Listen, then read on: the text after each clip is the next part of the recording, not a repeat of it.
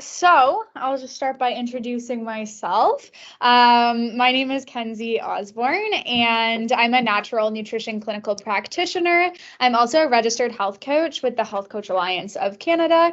And I work with the team at rxRecourse to provide corporate wellness solutions and programs. So today we are going to be doing an interactive workshop, as always on Wednesdays.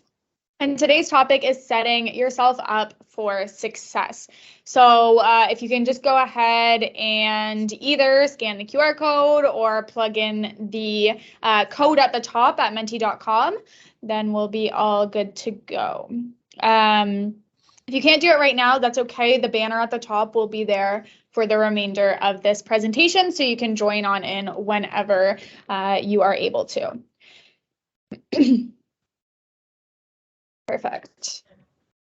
Okay, so today we're going to be talking about setting yourself up for success. And there's a number of components to this that we're going to go through today to make sure that you have both the mindset tools and the actual strategy tools to achieve your goals and really be successful in whatever you see, whatever way you see that fit for yourself. So we're going to talk about the why, and I'll get into what the why means, and we'll challenge you to think of what that means for you.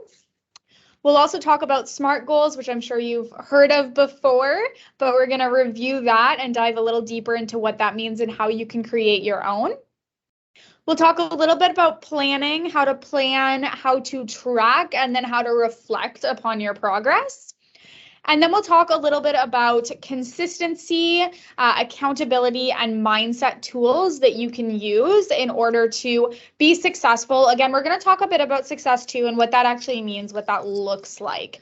And we also are going to talk about the 2 Ps, which are patience and perseverance, which are really key to being successful. Success does not happen overnight. Achieving your goals does not happen overnight. So being patient, persevering, and continuing to have that goal in mind and at the front of your mind is going to be really helpful. So I'm going to go ahead and read this quote. So this quote says, "Success is peace of mind, which is a direct result of self-satisfaction in knowing you made the effort to become the best you are capable of becoming." So this quote is from John Wooden, and he's a renowned basketball coach. And essentially what he's saying is that we don't expect perfection, and success is not perfection. We're here to really help you understand what sustainability looks like, and specifically in the world of goal setting, so that it can help you improve your individual health and wellness and/or any goals that you are trying to achieve.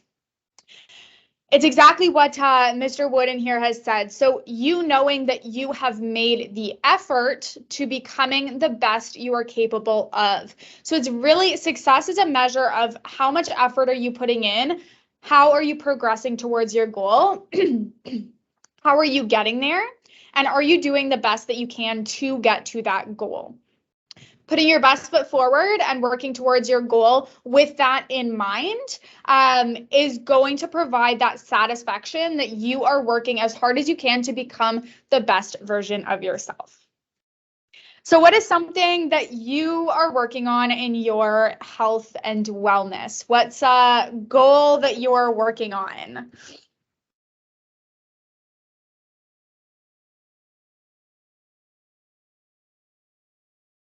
Maybe it's multiple, maybe it's one. I would say my personal goal right now is really getting a balance between work and life. So making sure that I don't respond to emails at 9 at night is one of my big goals. Not eating after 8 p.m. Yeah, so managing kind of when you're eating. That's a great one. Start exercising. That's a good one too. And I want to I want to reiterate that when we're making these, when we are making these goals, something that I've learned that's really powerful is it's always the first 2 minutes of a habit that's the most important. So if your goal is to start exercising, a great way to start doing that is just to put your exercise clothes on. And as silly as that may sound, that itself is a really huge step towards getting towards that goal. And of course, you could just change back into your normal clothes, but the likelihood is once you're in those exercise clothes, you're more likely to do that exercise. Some others here, head back to Pilates. Oh, I love Pilates. Those are some great courses or classes. Not rushing in the morning. So maybe, when you say not rushing in the morning, maybe that means waking up a little bit earlier. Maybe it means taking a few of those tasks that you do in the morning and doing them at a later time or a different time if you can. Different methods there. Good, great answers. Thank you, everybody.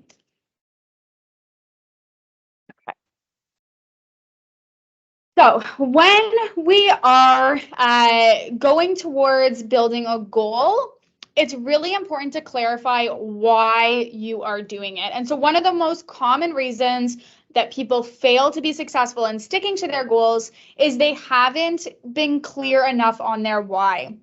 One of my favorite examples of this is if I ask a client, what is your goal? A lot of the times they come back to me and say, I want to lose weight. And that's where it ends. But why do you want to lose weight? Is it because you want to feel more confident? Is it because you want to play with your kids? Is it because you want to protect your health as you get older? What is that real reason? And when you start to lose the weight, how will your life change? Because when you start envisioning and embodying how your life is going to change, that's a lot more powerful than just saying, I need to lose the weight because I need to lose the weight. It's really, why are you working towards this goal? So what is the why? The why is that really deep down personal motivation for what you're doing or setting out to do. It's the core reason why you get up every single day to pursue your goals that you have set for yourself. So another example is if you have the goal to disconnect for 1 hour each day to spend that time with your partner, well, why did you set this goal for yourself? What was the inherent motivation for you to even fathom setting aside time to do this, right? Are you really wanting to build upon that relationship? Are you finding the relationship is being sacrificed? Are you not getting enough out of that relationship? And so you want to spend time with that person, right? So really think about why you are doing it. If you don't reflect on your why, your chances of reaching the goal is slim, right? So if you don't reflect on why you're doing what you're doing, why would you stick to it when things start to get challenging? Why, when barriers come up, would you try to overcome them if you haven't solidified exactly why you are doing it? Also, just keep in mind that your why needs to be your why. Needs to be meaningful for you. So it's not about being helpful for others, although maybe that's a result. It's about what's truly in it for you. We'll go back to this weight loss example. So say you're trying to lose 10 pounds. You're more likely to be dissatisfied and not reach your goal if the sole reason you're doing it is if someone else mentioned it. Right? So for example, maybe a family member makes a comment in passing that you would look better if you lost 10 pounds.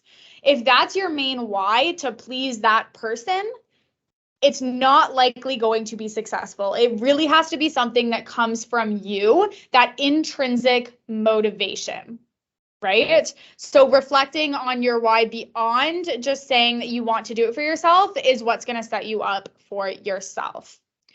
So to find these motivators, ask yourself, why does that matter? What is important to me? Sorry, why is it important to me? And what is at stake? And another one that I like to encourage people to think about is, how will your life change when you reach this goal? Really envisioning what's going to change in your life. How is that going to make a meaningful impact to you? So knowing your why and keeping it central. Finding your why is an activity that will take time to do, and it's going to be a time where you really have to reflect, get honest with yourself. Start by doing this by writing down one goal. Write them down and then kind of in a web map around it, brainstorm your motivations. This is your time to come up with strong reasons why that goal, that accomplishment is really important to you.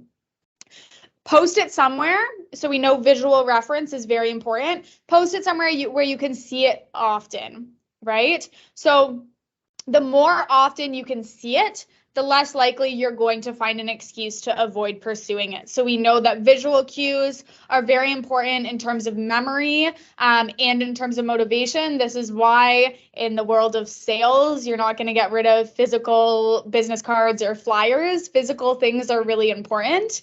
So having that physically posted somewhere is one way to really reiterate your why.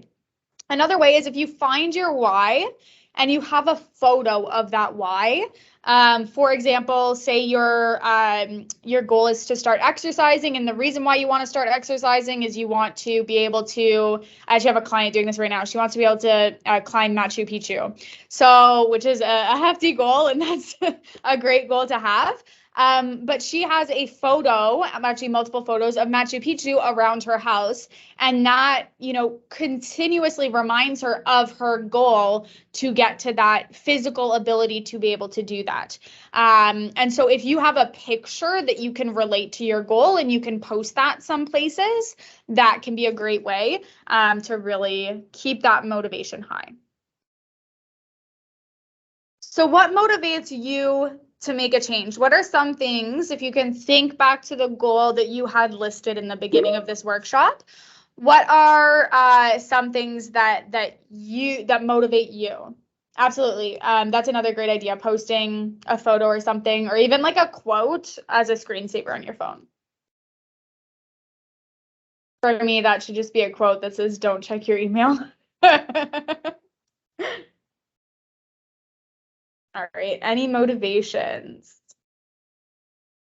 So maybe it's family related, maybe it's confidence, maybe a wedding, amazing, yeah. So maybe it's like an event coming up. Feeling tired. So I'm assuming your goal is not to feel tired. So I would assume that goal is that you are feeling tired. So motivating you to feel energized, to feel different, feel better. Vacation. Yeah. So whatever that vacation entails, enjoying that vacation or getting to a point where you can comfortably take a vacation may be a part of a goal. Absolutely. Good. Okay. So I know we have probably all heard of SMART goals before, but if not, we are going to revisit that. So you all have this goal in mind, whatever goal you've had at the beginning of this workshop. We've thought a little bit about what that motivation is. Now, I really encourage people to dive deeper into that. One exercise actually that I did forget to mention that is helpful is if you're trying to find your why, ask yourself why 5 times. And usually that's when you'll get at the 4th or 5th time, that's when you'll get to the answer. So I want to lose weight. Why? I want to get, feel more confident. Why? Because then I, could speak more comfortably in front of people. Why is that important? Because then I am going to be able to move up in my job, for example, right? And that's where we get to the actual intrinsic motivation. So continue to ask yourself why until you can't really ask anymore. Anyway, so you have your goal, you have your motivation. Now we're going to make sure that as you are going towards that goal, you're doing it in a smart way. Right? So to start, we have the S, which means specific. So specific goal has a much greater chance of being achieved than a general goal. So it really brings clarity to what you are doing. So a general goal may be, I want to be fit. I want to be fit, right? That's my goal.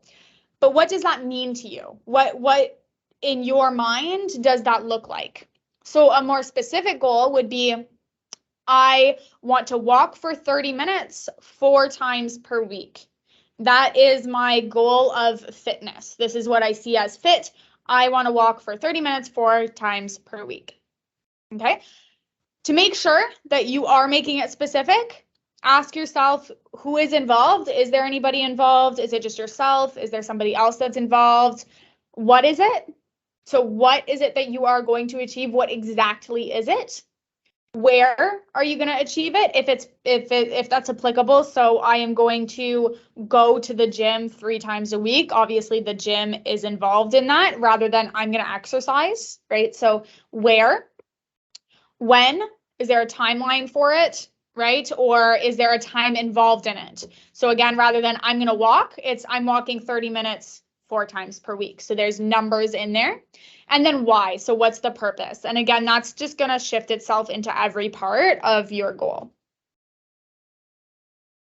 So we want to make sure that it is measurable, right? And that goes back, it really ties hand in hand with specific, because if I were to say, I want to be more physically fit, you can't really measure that goal because that's a subjective measure. So that's just what's, in your head as what's fit, right? You need it to be something that you can actually measure, usually with a number attached to it. So this goal, I want to walk for 30 minutes 4 times per week. You know that that's 30 minutes and you're doing it 4 times per week. So you are able to actually measure that. If I were to tell you to, check off every day that you did 30 minutes of walking, you would be able to do that. If I were to tell you to check off every day that you were fit, you may not be able to do that because we all have different, ideas of what that means, right? So really make sure that it's something that you can measure and that you can track. Make sure that it is attainable. So set goals that are stretched enough to challenge you, but are also defined enough that you are able to achieve them. Oftentimes we do have the best intentions to set reasonable goals, but without careful considerations, we end up setting very challenging goals, which can be quite discouraging. And we see this a lot. It's kind of a good time to talk about it right now within New Year's resolutions, right? We go from somebody who's never going to the gym to I'm going to go to the gym 7 days a week for an hour, right? That's honestly not an attainable goal to go from that to going, 7 days a week for an hour a day. So you need to really consider, how much time do I have realistically to put into this goal? What barriers may come up? How can I face those barriers? And what is the most achievable, attainable timeline for me that's still challenging, but I genuinely, truly, down to the core, believe I can do it? The next one is relevant. So set goals that you are willing to be able to do and that can be realistically achieved given your available resources and time, and that are relevant to your specific goal. Goals that are relevant to your life, a part of your why, is going to be more attainable. So this is another one that I, see a lot in terms of the fitness industry, right?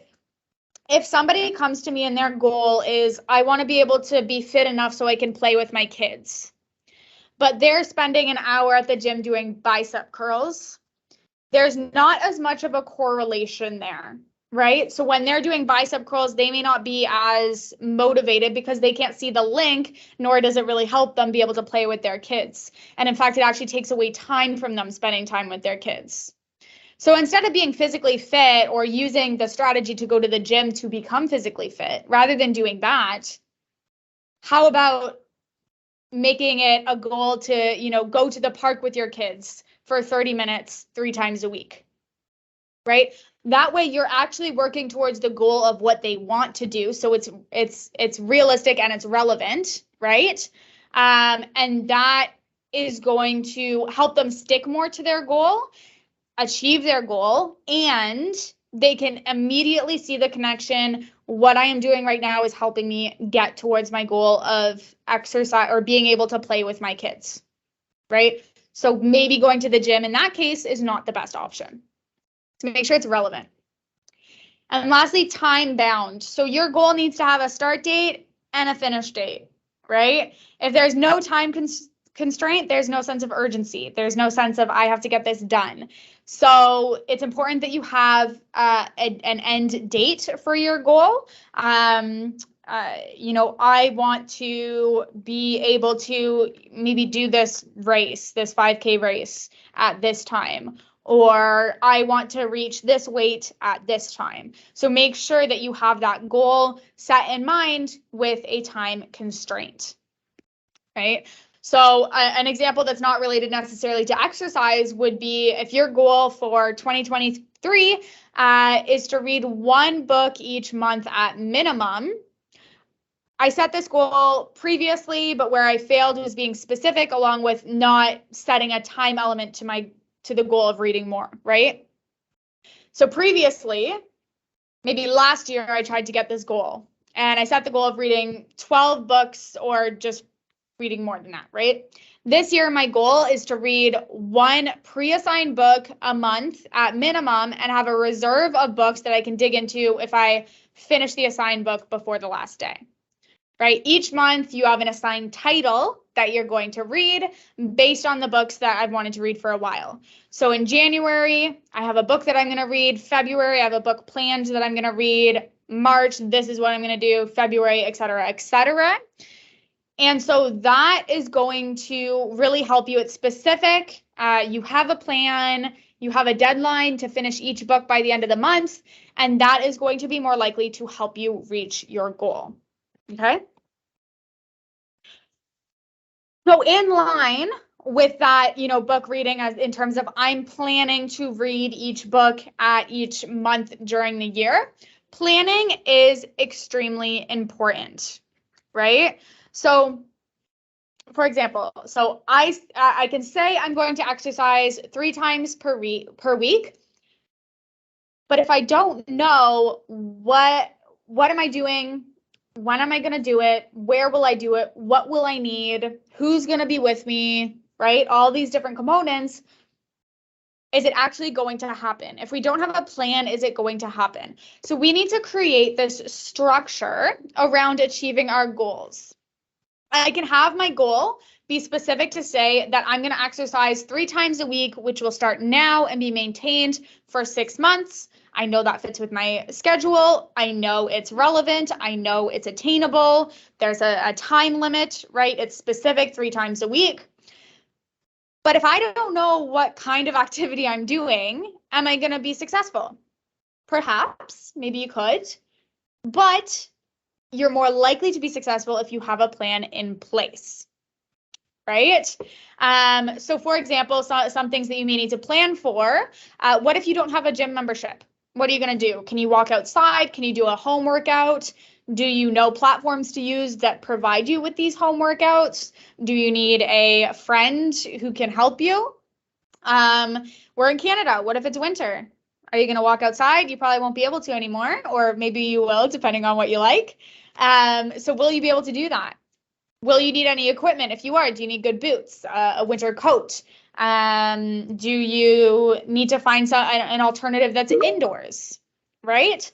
So I need to get new workout clothes. That's a great thing. So that is a part of getting your goal. A part of getting your goal is those first steps of planning what you need, right? Planning makes life simple. It breaks the goal down into manageable parts and makes sure that you have everything in place in order to make that happen.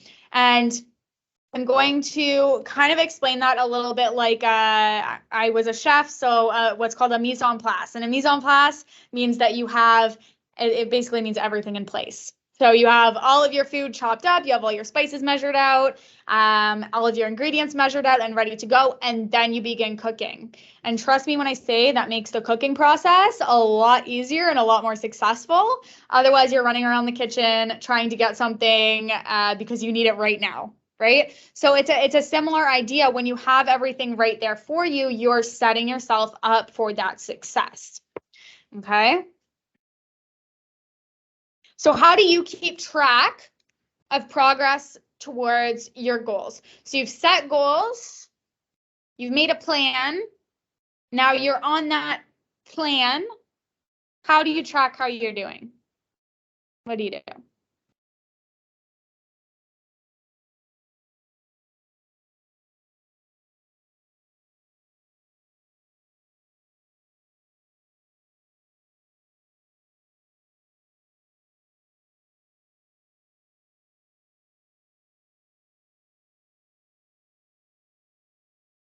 Or do you not have something that you keep track of progress? That's okay as well.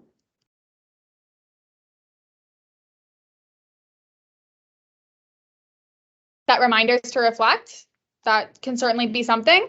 A lot of times, maybe some of us have like Fridays where we may just reflect, or maybe Mondays where we're like checking in. How did last week go? What am I going to do this week? Workout whiteboard chart. I love whiteboards. Yes, absolutely. I need to track. Yeah. Yes, tracking is extremely valuable, especially when and again, my expertise is in kind of exercise and nutrition focused. So especially when I'm helping somebody with their meals, I mean, I can't remember what I had for dinner 2 nights ago. So if I don't track it, it's going to be hard for me to actually see trends within what I'm eating, right? So tracking is going to be really important. So I'm going to talk about that for a second. So methods such as food or exercise logs are really important in keeping us motivated and on track towards our goals.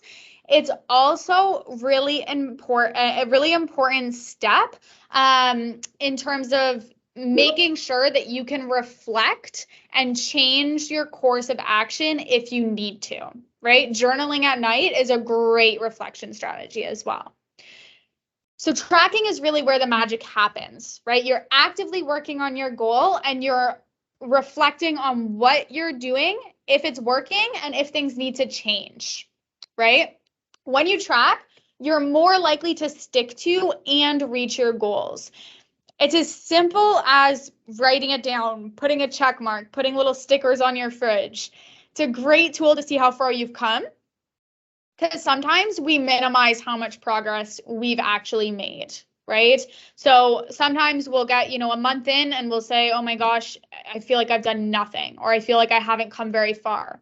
But if you're tracking every day and you can stand back and look back, wow, I exercised 12 days, this month. That's so much better than what I did last month.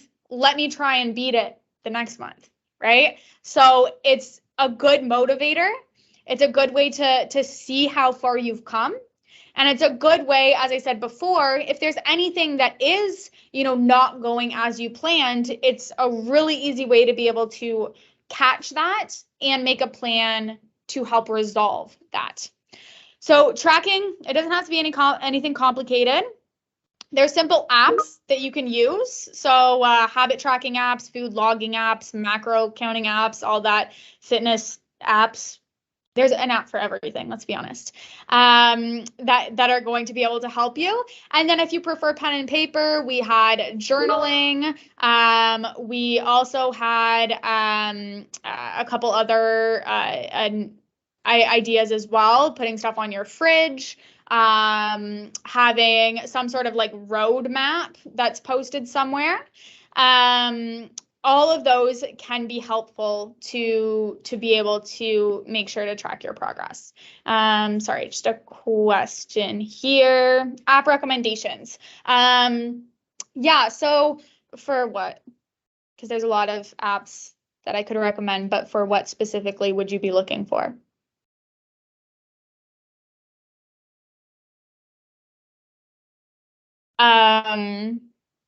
For tracking fitness. So that's actually a great, I know more of the nutrition ones. For fitness, I believe there's just like habit tracking apps where I've used them before, where you can just like click basically the days that you were to do something and you can input the specific time amounts. For nutrition, things like Chronometer, that's one that I think is one of the best, just in terms of accuracy for that.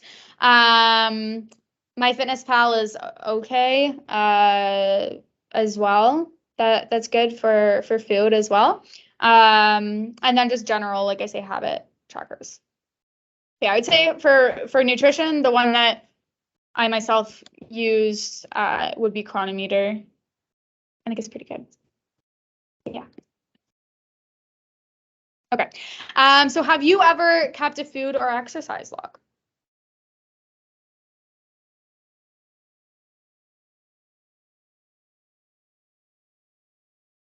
Yes, no, maybe so. Maybe now I will.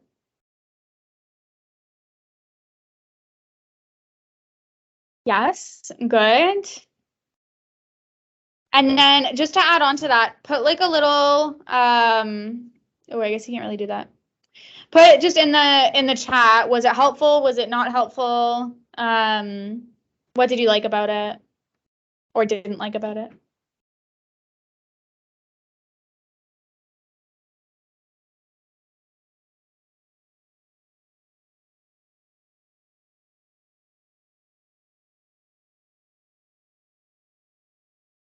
It didn't stick. What do you think led to it not sticking? I'll need it for a short time and then I would forget. Yeah. So what I find, was it, just out of curiosity, was it for fitness or nutrition? Like, were you logging all the foods that you ate, or were you logging exercise? Which one was it? Both. Okay. So one thing that I do find is that, you know, inputting everything that you ate throughout every single day can be a lot of time. It can be quite time consuming. One thing that I do kind of recommend if people are finding that happens so that they can still track, just not on a daily basis, is to do it once per week. And the reason why I say this is you pick a day once per week, whatever day. Don't just pick like the days that you're doing really well. Pick like, keep, you know, every Thursday or every Saturday, I'm going to do this. The reason for that is it gives you an idea of where you are now and what changes do you need to make. And then every week it's like a reflection. Okay, this is what I'm eating, average on a daily basis. What can I do better? And then you work on that for the week, you come back, you reflect again. So rather than doing it every single day, you're still reflecting, you're still tracking, but it's not something that is consuming your time every single day, right? And that way you don't, you know, completely omit tracking altogether. You still are doing that. It's just something that's a little more sustainable, right? So I do encourage a lot of my clients who feel that way. It's like, it's stressful. Sometimes it's also just like, it gets them thinking too much about food and they don't like that. And so doing it, you know, once per week is just a great little check-in. Let's do a self-reflection. I'm going to input this in, right? So that's what I recommend for people who are doing the nutrition tracking. Okay. Okay. So we're going to talk a bit about navigating roadblocks. So there's no denying that improving your health can take a lot of effort, organization, planning, and dedication. However, there are ways that you can make the change easier for yourself and avoid setbacks a little bit later. So we talk about how important nutrition and exercise are in meeting health goals. However, there really needs to be a reference to the mindset and the psychological component of working towards these goals. You have to want it. You have to commit to their change. You can't just be like half in, I'm kind of doing it, but kind of not. It has to be something that you are all in with. You're taking action and you've made a conscious decision to do this. So the first thing here is consistency. Stick to the plan, take it one day and decision at a time, and improve a little more each day. This is where I encourage those small wins, because I think when starting, those small wins are really huge. So like I say, maybe you're starting to get into an exercise routine. Right now, you don't have an exercise routine. So my first goal to somebody is to make a plan. What are some exercises you think you'd like doing? When do you think you can do them? And let's write it down. Let's put it down on a piece of paper and see how that looks. The next step is I'm going to get you to do the first 2 minutes of that exercise. So if I have a client who's like, I want to walk for 20 minutes a day, but currently doesn't do a daily walk, right? My goal is open the door with your shoes on, your coat on, whatever you need, and close the door behind you. At that point, you've already won. If you come back in at that point, you come back in. You've done the first 2 minutes, and that should be celebrated because that in itself is a challenge. The next week, my goal is going to be you open the door, you close the door, and you walk halfway down the block, right? That's the goal. If you keep going, that's amazing. But let's get that in, because as we build those habits, as we do those actions, you're building habits and you're getting into the routine of this is my time to get out and walk. And that's how you're going to make sustainable change, rather than saying, I'm going to do a half an hour walk from nothing every single day for 7 days. In all likelihood, that's going to be a very challenging, very difficult goal to attain. So work slow, steady, and be consistent with it. So that's every single day. Yeah, you're going to open the door, walk outside. That's what you're going to do every day. And then the next time, every day, you're going to open the door, walk outside, walk halfway down the block.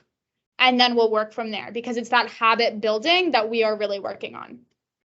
The next one is accountability. So you can create accountability for yourself. You can, have those stickers on your fridge. You can have a journal that you're keeping things in. You can have an app. You can also involve other people in your accountability. So you can tell other people, you can write it on Facebook. You can tell your brother, your sister, your mom, your dad, whatever, whoever you want, your best friend.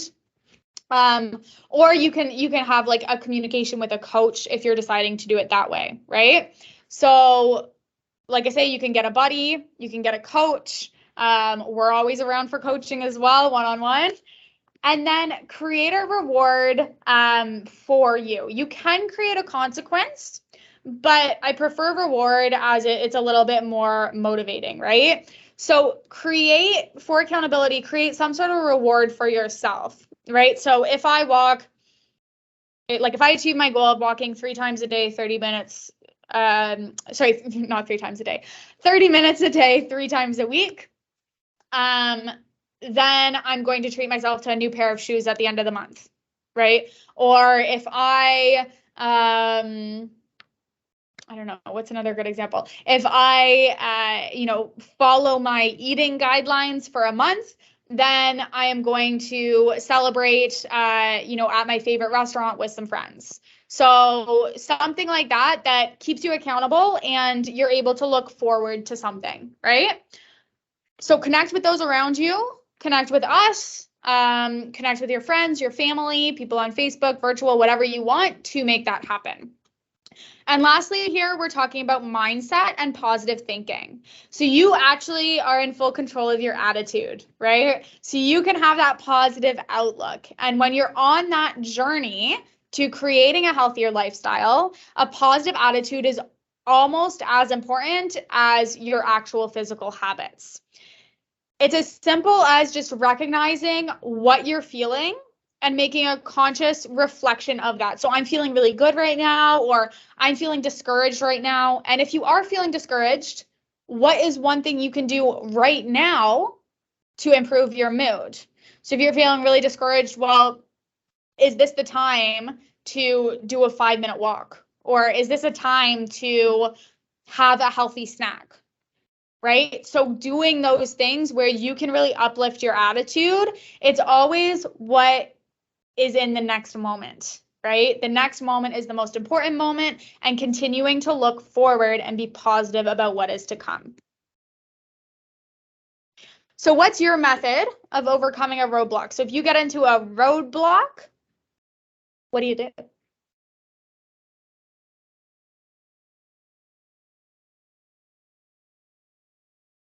Any ideas?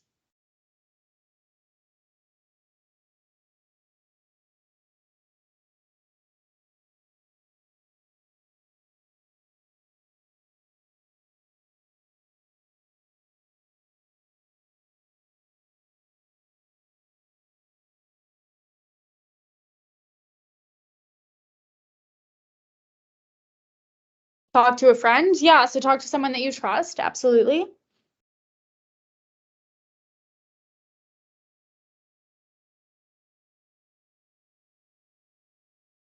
Take a step back.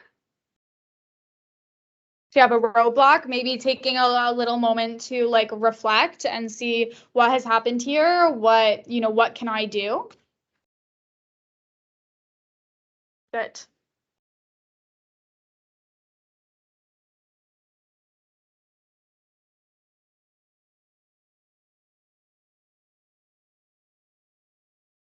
Awesome. Okay, so lastly here, we're going to talk about patience and perseverance. So you've all heard the story of the tortoise and the hare, and slow and steady wins the race. So focus on what's going right.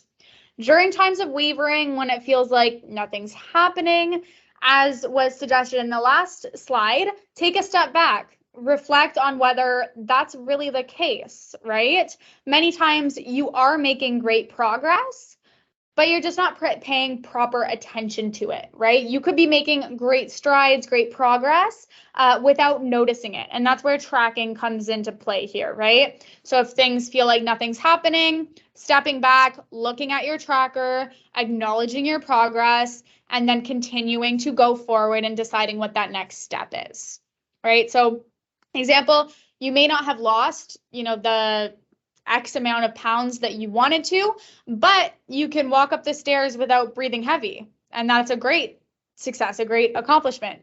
You can maybe jog longer without having to stop. Maybe you're less hungry or eating fewer nighttime snacks, right? So these are all really positive results of your hard work, even if that specific weight has not changed yet, right? You are actively working towards that, and you're already having these small wins that are going to allow you to succeed in the future. So don't let those small wins go unrecognized. And that's why tracking, writing, journaling is really crucial to your overall success. If you monitor your progress in many different ways, you'll find that you're mentally and physically a stronger version of yourself than when you started. So you'll notice that you're healthier, that you're happier, and that you are driven to keep improving, to setting and to achieving more goals. So remember that patience and perseverance is really key. Celebrating all those small wins is super important. And then making, small little tweaks here and there if you notice that things aren't quite going the way that you had originally planned. So again, during this session today, we talked about the importance of goal setting. So setting those goals that are specific, measurable, attainable, relevant to where you want to be, and time-bound. What to consider when planning. So when you're planning, look at environmental factors, who needs to be there, what equipment do you need, are there are you doing it inside, outside, and if you're doing it outside, are there weather situations that could go on? Is there anything else that could get in the way that you can make what I call an if-then plan? So if-then plans are, if this happens, then I will do this. That can always help for, expecting or anticipating those challenges. We talked about why and how you should track progress, many different ways to do that. Like I say, apps, visual cues, stickers, journaling, even just having a chat with somebody, a coach, a friend, a family member are all great ways. We talked a bit about how to navigate roadblocks, taking a step back, reflecting, and trying to re-strategize or maneuver if we have to.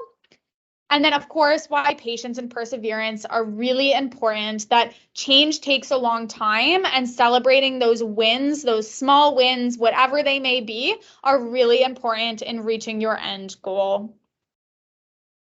All right, so we've come to the end of the educational standpoint of this workshop. So does anyone have any questions about this workshop or just about health and wellness topics in general? I'd be happy to try and answer for you.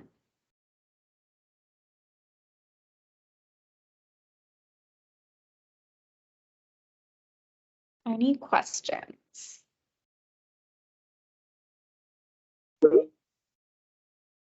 No questions at this time, but that was great. Awesome. I'm glad you liked it.